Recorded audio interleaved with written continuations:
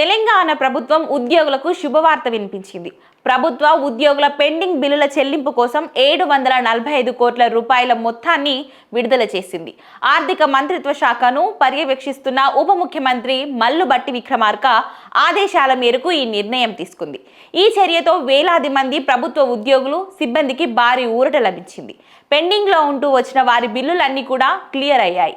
నిజానికి ఉద్యోగ సంఘాలు, వివిధ కార్పొరేషన్లలో పనిచేస్తున్న ట్రేడ్ యూనియన్లకు ఇచ్చిన హామీకి అనుగుణంగా గత సంవత్సరం జూన్ నుండి ప్రతి నెల కనీసం 700 కోట్లను ఉద్యోగుల బిల్లుల క్లియరెన్స్ కోసం మంజూరు చేస్తున్నామని ఆర్థిక మంత్రిత్వ శాఖ అధికారులు వెల్లడించారు. దీంతో పాటు గ్రామ పంచాయతీలకు 389 కోట్ల రూపాయలను కూడా విడుదల చేశారు. ఇది క్షేత్రస్థాయి పాలనను బలోపేతం చేసి స్థానిక సంస్థలు సజావుగా పనిచేయడానికి సహాయపడుతుందని వ్యాఖ్యానించారు. విడుదలైన నిధులు సరెండర్ లీవ్ ఎన్కాష్మెంట్ బకాయిలను మాత్రమే కాకుండా పలు కీలకమైన చెల్లింపులను కూడా కవర్ చేస్తాయి. ఇందులో పదవి విరమణ చేసిన వారికి gratuity, general provident fund, with Royals, వివిధ రకాల ఉద్యోగుల అడ్వాన్స్లు ఉన్నాయి.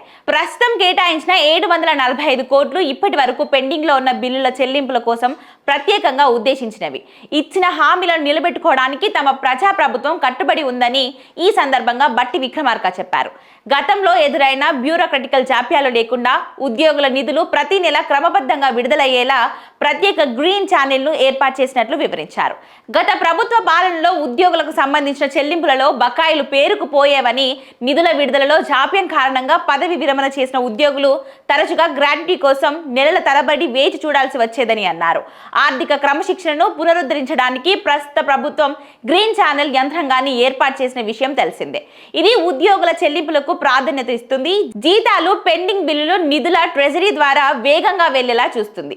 ఈ విధానంలో ఇది వరకు 700 కోట్ల రూపాయలు పెండింగ్ నిధులు ఉండగా ఇప్పుడు అవి విడుదలయ్యాయి. గతంలో 183 కోట్ల నిధులను ఒక విడతగా విడుదల చేశారు. దీన్ని క్రమబద్ధీకరించారు.